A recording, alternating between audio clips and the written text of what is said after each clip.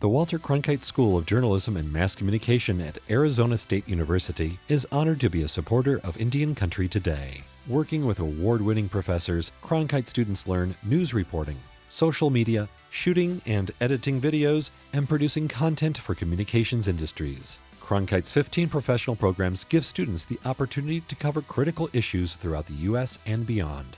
Learn more at cronkite.asu.edu.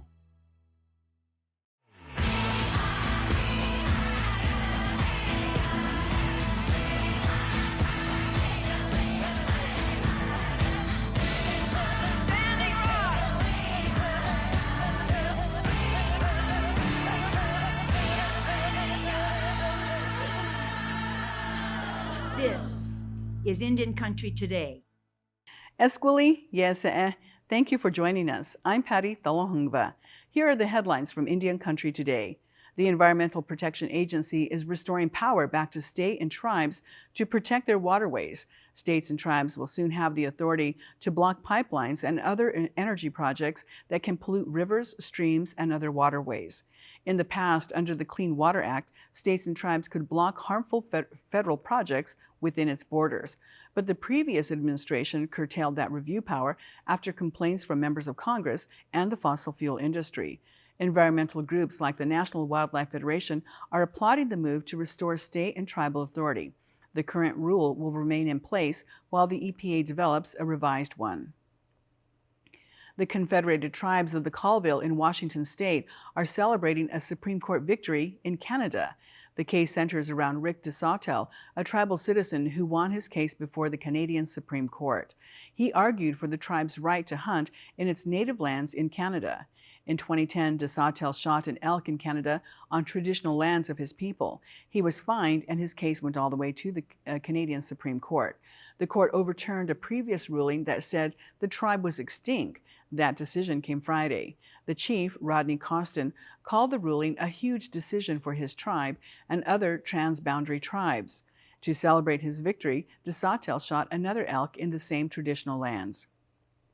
A new children's book is encouraging biracial children to be proud of their lineage. The story features a Tlingit girl who is known as the Freckled Indian.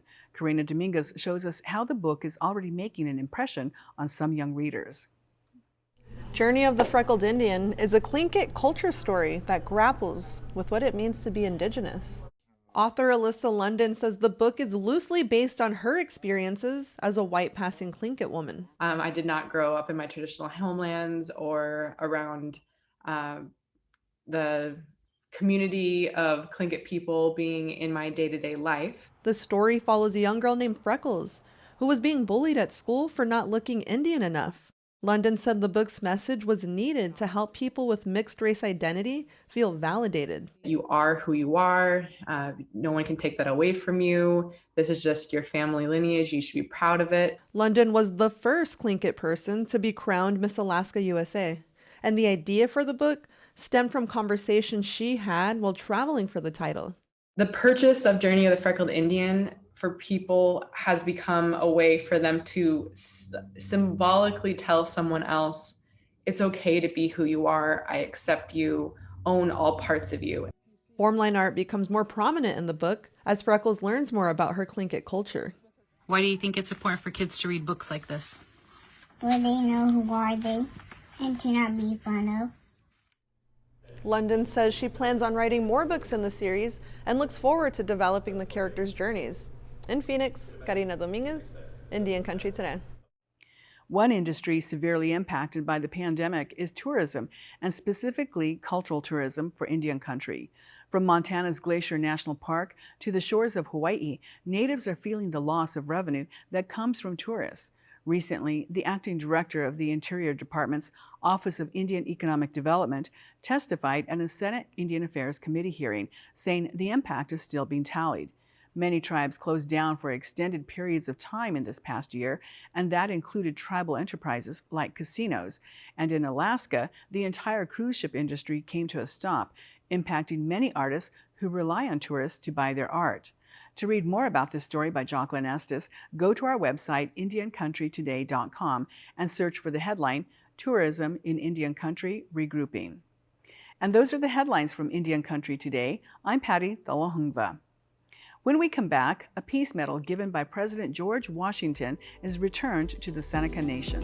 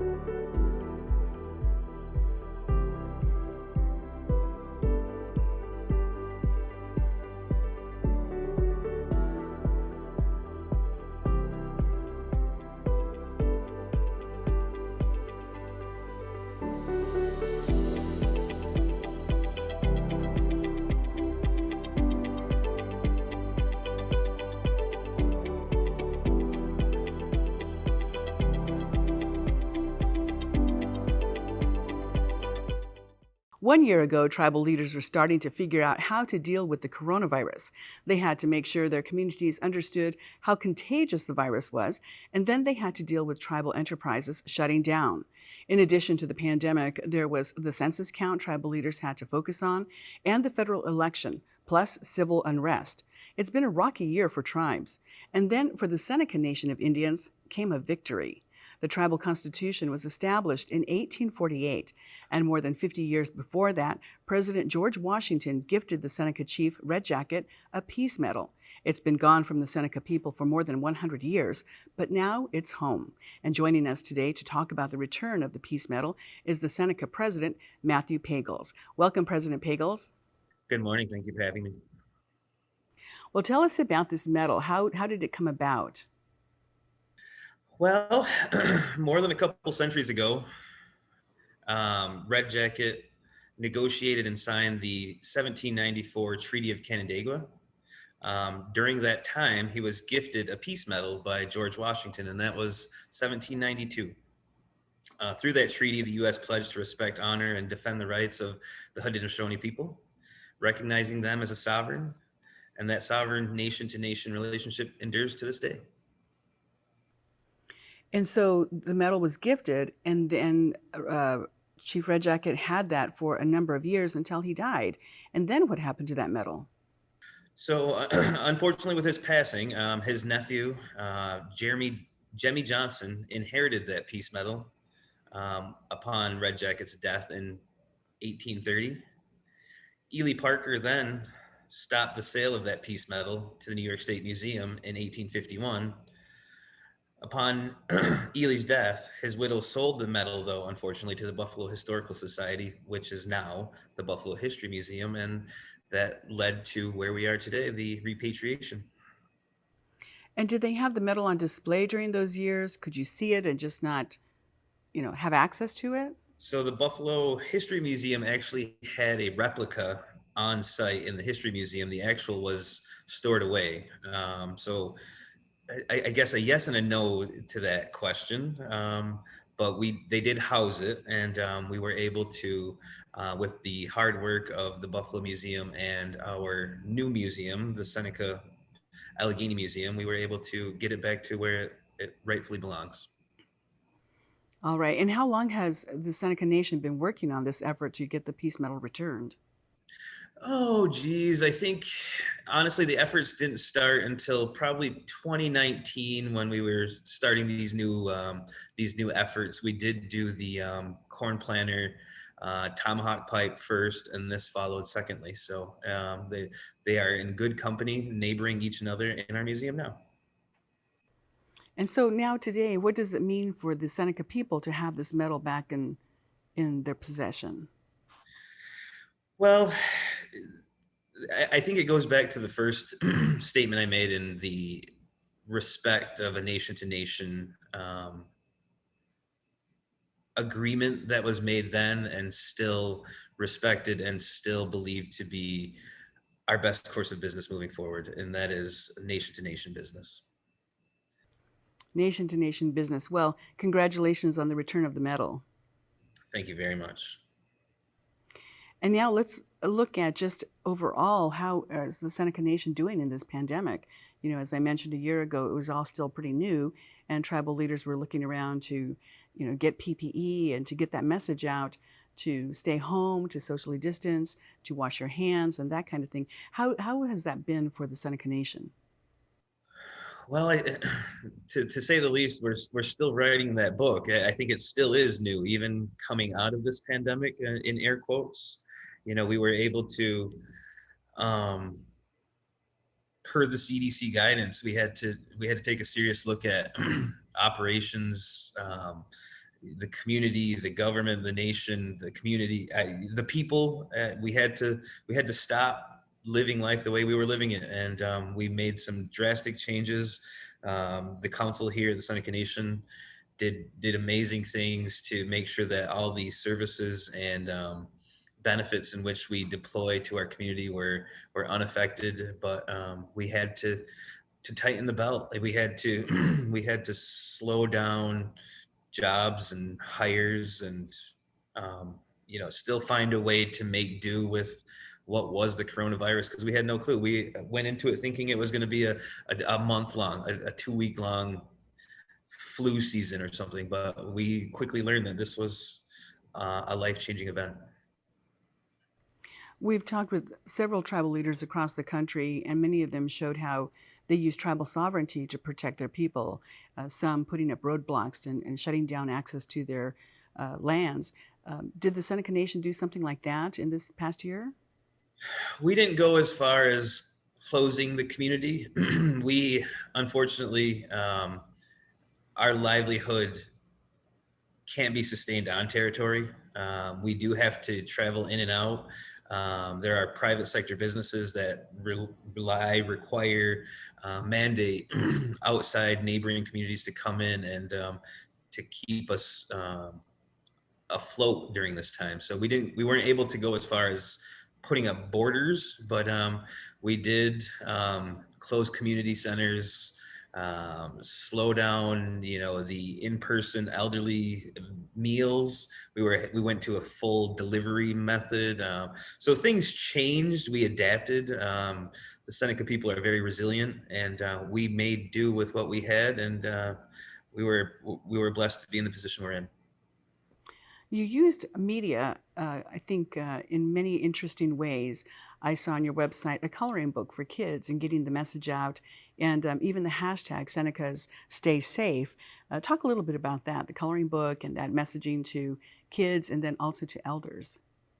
Absolutely. The communication was the most important through the pandemic, and we couldn't host in-person tribal councils. We couldn't have our public meetings. So we had to go to YouTube and Zoom and Twitter and weekly PSAs, sometimes 2-3 public service announcements, sometimes 2-3 times a week, just to keep the information going. We did, drives for PPE. We did efforts by our language teams to keep language at the forefront, just putting it out there, trying to find creative and new ways to work a little more apart, a little socially distanced, I guess is the term that we all use now.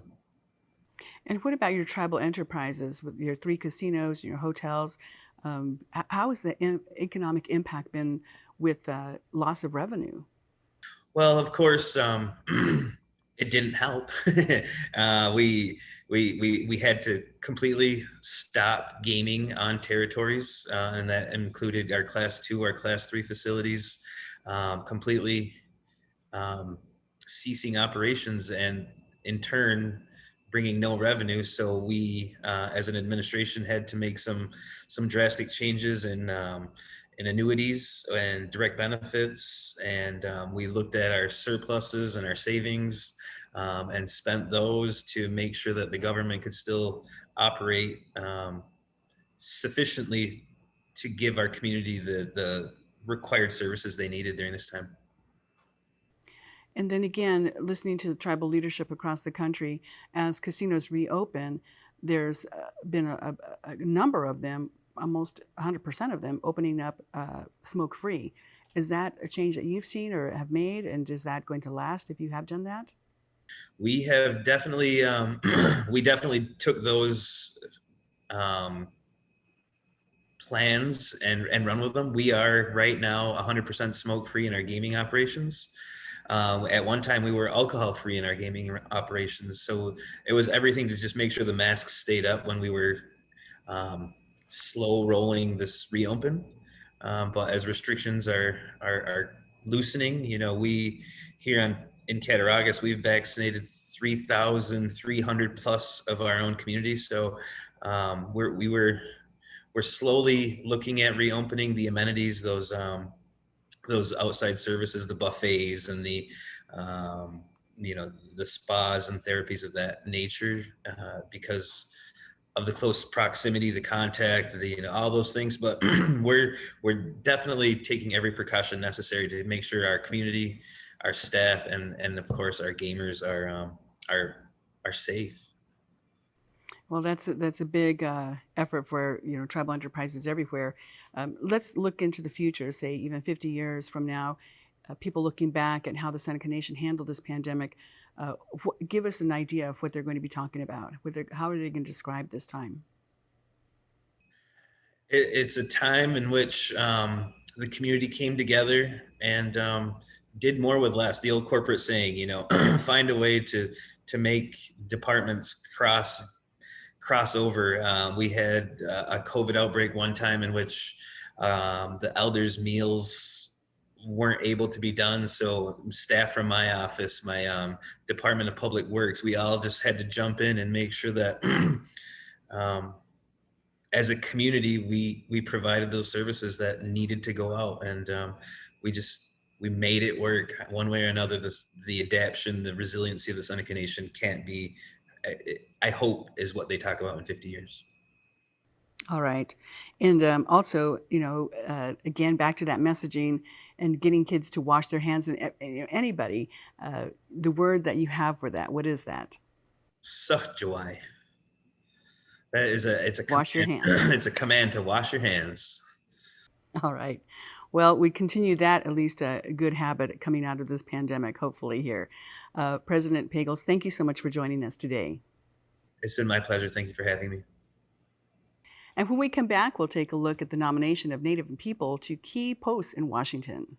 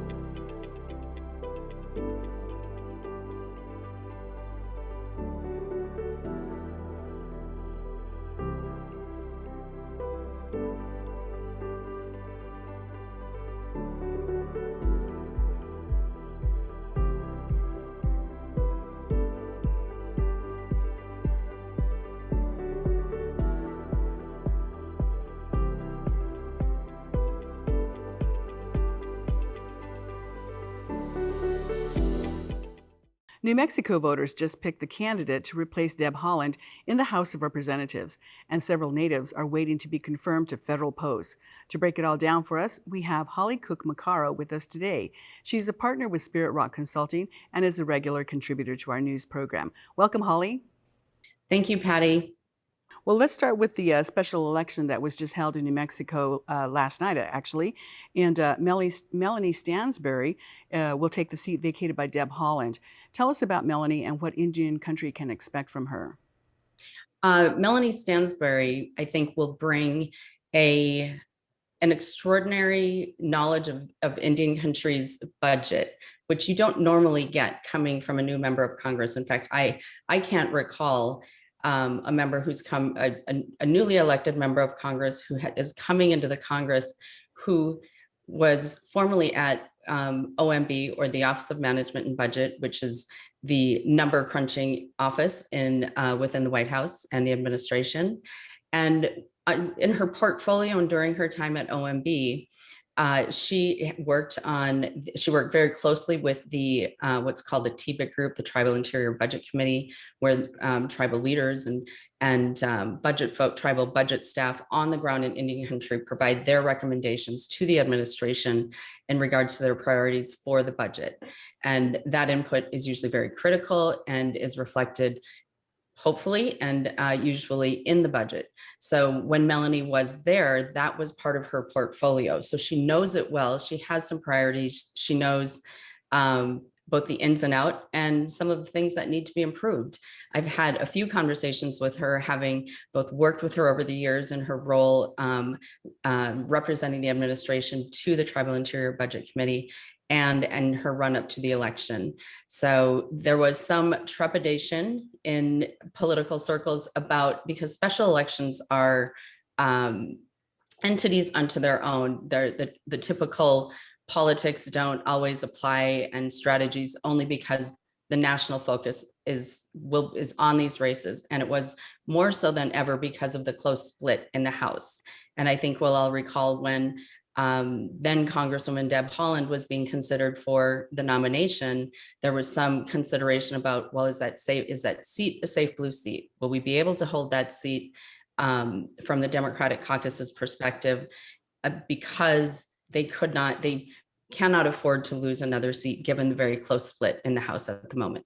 So it was an overwhelming victory. I think I didn't see the final numbers this morning, but when they called it last night, she was ahead by 30 plus points. And that was a terrific victory, especially given the number of resources that were poured in on both sides of the aisle. So I think this bodes well for Indian country, for Congresswoman-elect Melanie Stansbury. Those members from states like New Mexico, Arizona, Montana, Minnesota, the states that have significant Native American populations, they become a voice for all of Indian country, because they usually end up choosing to serve on the committees of jurisdiction over tribal affairs, and because they have a constituency that they care about and work with. So Congresswoman-elect Melanie Stansbury's election, I think, is a very good thing for Indian country, particularly in terms of bringing some very deep knowledge about the tribal budget, which at the end of the day is the most important thing when it comes to our federal affairs. Absolutely. Appropriations. And so how are those going to be dealt out with? A big news from the Supreme Court, this week as well. Tell us how the U.S. versus Cooley case is going to impact tribal police. In Indian country, there is a lot of concern. We hear it about being very careful about the cases we bring to the Supreme Court. And we've had a couple of very good surprises. I think the last few cases have been decided on the tribal side. Now, Cooley was of particular concern given the jurisdictional nature of the legal questions at play here. But the timing is so impactful given the priority of Secretary Haaland, the attention and focus being paid on missing and murdered Indigenous women, and the ability of our tribal law enforcement to detain and non-Indians on Indian lands. So that is a significant expansion. It's my understanding that the scope of that decision is broad, and it really empowers tribal governments in a way that was critically missing before, both in terms of the MMIW issue and the scourge of what my own tribe, Red Lake, calls, an equal pandemic of overdoses in Indian country, in particular, on our reservation. Those pandemics are seeing equal death rates, and the inability to arrest those non-members, non-Indians who are coming out of the reservation has certainly been a hamper. Sure. And I think people might be surprised that before this, tribal police couldn't stop and search non-natives, and that was the key in this case. And finally, Holly, there are several natives up for federal positions, and we're following the nomination process of Bob Anderson and also Janie Hipp. But what's the latest on Brian Newland? The nomination of Brian Newland to the Department of Interior's Assistant Secretary of Indian Affairs is, I understand, has been calendared, and the notice has been sent out that it will be held on June 9th. So that is 1 week from today. I expect that Brian will be in the Senate Committee on Indian Affairs 1 week, and he has enjoyed solid support. And I don't see any bumps in the road there, but certainly we want to make sure that our Republican friends that have been a little tougher are fully briefed and supportive as well. So we've got a little work to do in front of us, but Brian is a terrific candidate, and I don't expect any bumps in the road there. All right. Holly Cook McCarl, thank you so much for joining us today. Yes, thank you. And thank you for watching. Join us again tomorrow and online at indiancountrytoday.com. Take care of yourselves. Your life is precious. I'm Patty Thalahungva. Sometimes you got to take a stand just because you know you can. Oh, you got to run, you got to run.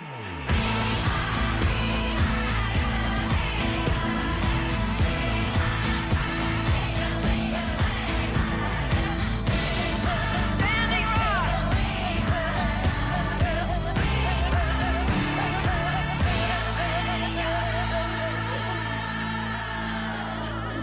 This is Indian Country Today.